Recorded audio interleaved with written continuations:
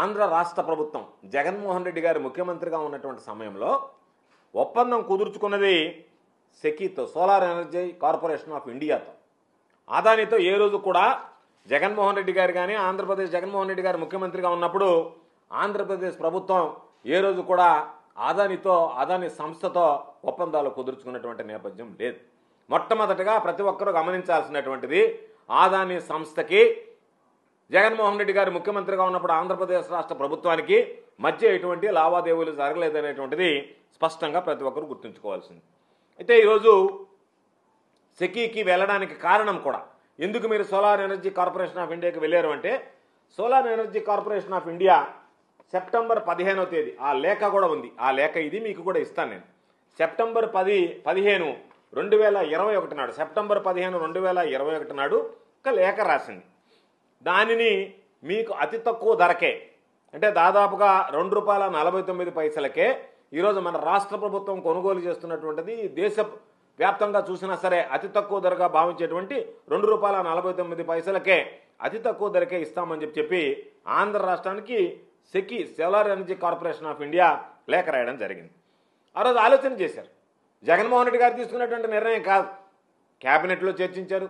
దాని మీద అధికారులందరూ కలిసి ఒక కమిటీగా ఏర్పడి రిపోర్ట్ ఇచ్చారు. ఆ రిపోర్ట్లన్నీ ఆధారంగా చేసుకున్న తర్వాత అంతిమంగా దానిని ఆమోదించడం జరిగింది. కాబట్టి జగన్మోహన్ రెడ్డి గారు ఒక్కరేనో, జగన్మోహన్ రెడ్డి గారు మిగతా వాళ్ళు వద్దంటే జగన్మోహన్ రెడ్డి గారు ప్రమేయంతో జరిగింది అనేటువంటిది ఈరోజు కొంతమంది మాట్లాడుతుంటే నవ్వాలనో ఏడవాలనో తెలియనటువంటి విడ్డూరమైనటువంటి పరిస్థితి. కాబట్టి 15వ తేదీ రేఖ రాసిన తర్వాత ₹2.49 మేము విద్యుత్ ఇస్తామని చెప్పి వాళ్ళు ప్రకటించిన తర్వాత జగన్మోహన్ రెడ్డి గారు ఆలోచన చేశారు. ఈరోజు మనం 9 గంటలు గతంలో మాదిరి కాకుండా ఉచిత విద్యుత్ ఇస్తున్నాం రైతులకి. రైతుల ప్రయోజనాలను కాపాడాలి అంటే తక్కువ ధరకి విద్యుత్ ఇస్తే, ఈరోజు మరలా చూస్తే విద్యుత్ కనెక్షన్లు ఆగిపోయాయి. ఎందుకు ఆగిపోయాయి? చంద్రబాబు నాయుడు విద్యుత్ కనెక్షన్లకు సబ్సిడీ ఇవ్వాలా, భారం పడుతుంది కాబట్టి కనెక్షన్స్ రిలీజ్ చేయడం ఆపేశారు.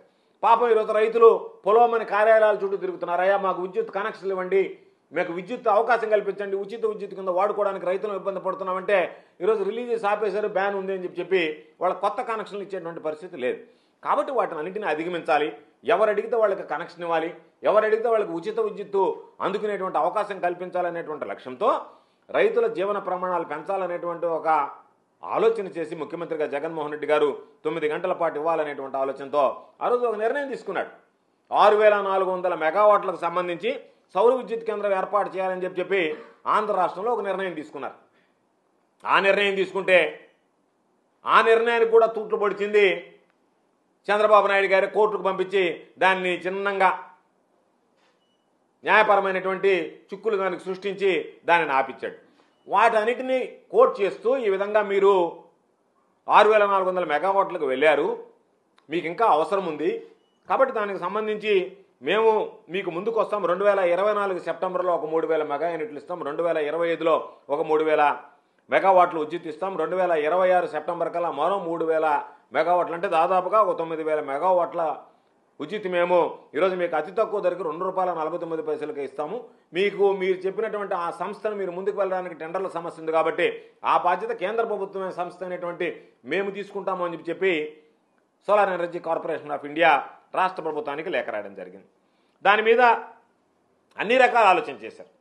ఈరోజు కొనేటువంటి రేట్ ఎంత ఉంది, ఇది తీసుకుంటే మనకి ఎంత భారం తగ్గుతుంది, ఎంత ప్రయోజనం చేకూరుతుంది రాష్ట్ర ప్రజలకు కానీ రైతాంగానికి కానీ అనేటువంటి ఆలోచన చేసి డిస్కమ్లకు సంబంధించి ఈరోజు కొనుగోలు చేసేటువంటి విద్యుత్ ఛార్జీలు కూడా తగ్గుతాయి. అదేవిధంగా అనేక సందర్భాల్లో చెప్పినట్టుగా ఆత్మనిర్భర్ భారత్కి సంబంధించి కూడా మనం మద్దతు ఇచ్చినట్టు అవుతుంది. ఎందుకంటే కేంద్ర ప్రభుత్వ సంస్థ కాబట్టి ప్రైవేటు వ్యక్తుల భాగస్వామ్యం కన్నా తక్కువ రేటుకో మనకు రావడం, మనం కొనుగోలు చేసేటువంటి అవకాశం కలగడం, కేంద్ర ప్రభుత్వ సంస్థని ప్రోత్సహించినట్టుగా ఉండడం, కేంద్ర ప్రభుత్వ సంస్థ నుంచి ఇచ్చేటువంటి దీన్ని రాష్ట్ర ప్రజలు రైతుల యొక్క లబ్ధి చేకూర్చేటువంటి విధంగా తీసుకురావాలనేటువంటి ఆలోచన. బహుశా అంత చౌకగా, అతి చౌకగా ఆ రోజు విద్యుత్ అందించడానికి వచ్చాయి. ఈరోజు నేను అడుగుతున్నా ఇదే చంద్రబాబు నాయుడిని, ప్రతిపక్షాలని, ఈనాడు పేపర్ని, మిగతా మీడియాలని, ఒకవేళ ₹2.49 వాళ్ళు కరెంట్ ఇస్తామని చెప్పినప్పుడు దాన్ని తీసుకోకుండా కానీ ఉండుంటే యూనిట్ రేటు ఈరోజు ఏం రాసిన వాళ్ళు మీరు? ఆ రోజు ₹2.49 ఇస్తాననింది అది కేంద్ర ప్రభుత్వ సంస్థ. అయినా మీరు లాలుచిపడి రకరకాలైనటువంటి వాటితో మీరేదో